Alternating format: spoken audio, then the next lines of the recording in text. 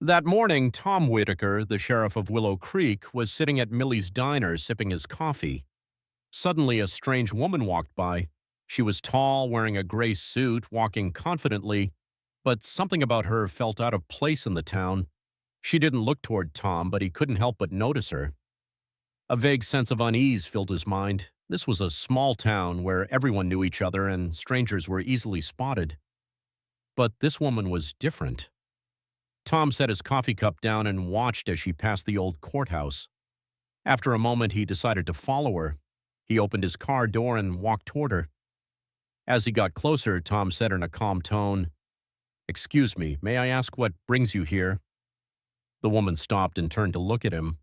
She didn't show any particular expression, just calm and confident. She replied, "I'm just taking a walk. Beautiful morning." "Do you have identification?" Tom asked, his tone slightly more assertive, as if anticipating a possible protest from her. Jordan Hayes, the woman, showed no sign of fear. She slowly took out her wallet and handed him her driver's license. "Jordan Hayes, from Atlanta, Georgia." Tom looked at the ID, then at her again.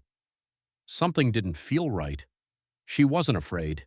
She wasn't the type to be intimidated, and that made Tom uncomfortable. He held on to her ID for a moment longer than necessary, almost as if scrutinizing every detail. "Where are you from?" Tom asked again, his tone more forceful.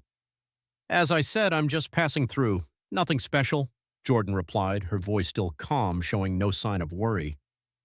Tom wasn't satisfied with her answer.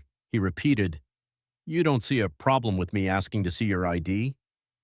Jordan shrugged and said, "This is a public sidewalk. I have the right to walk here without your permission." She stood tall, her gaze unwavering. Tom was irritated, feeling like she was challenging him.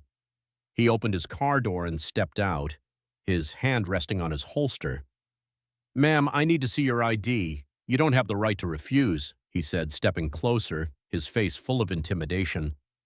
"What can you do to me? I haven't done anything wrong," Jordan replied. But there was a sharpness in her eyes, a firmness that Tom had never encountered. He stepped closer, almost pressing up against her. "You still don't understand the seriousness of this," Tom said, his voice tense.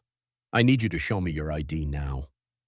Jordan didn't respond immediately, but slowly reached into her bag again, pulling out her ID and handing it over to him.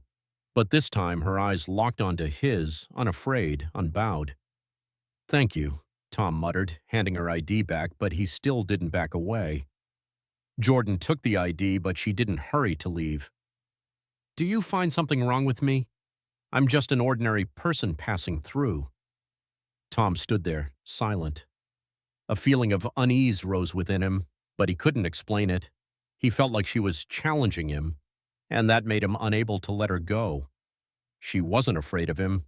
She wasn't showing any weakness, and that angered Tom. "I don't think you understand," he muttered. "People like you shouldn't be walking around here like it's your place."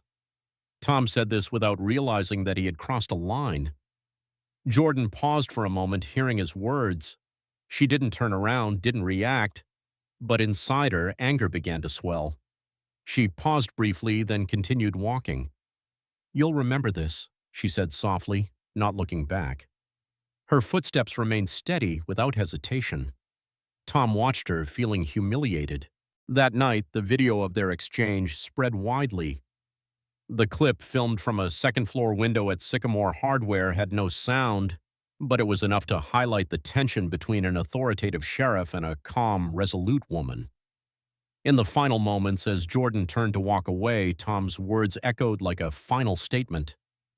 "You people need to remember your place around here." Willow Creek began to split.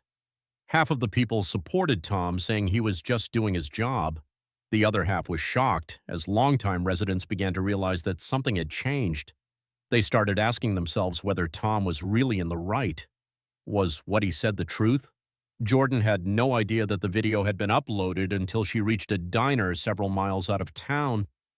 Sitting alone in a corner, she read the comments on her phone. She knew that her investigation was no longer a quiet task. Willow Creek had become a battleground, and Tom Whitaker was no longer the only one in power.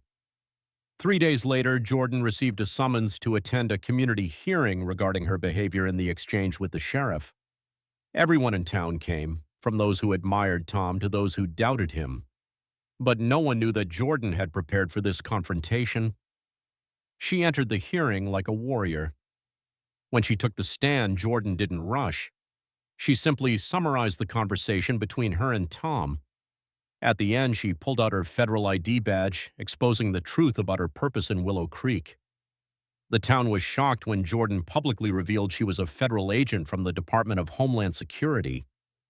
Tom, once a symbol of power in Willow Creek, now had to face an investigation he couldn't stop. This was no longer just a personal confrontation. It was a struggle between the power of one man and the justice Jordan represented.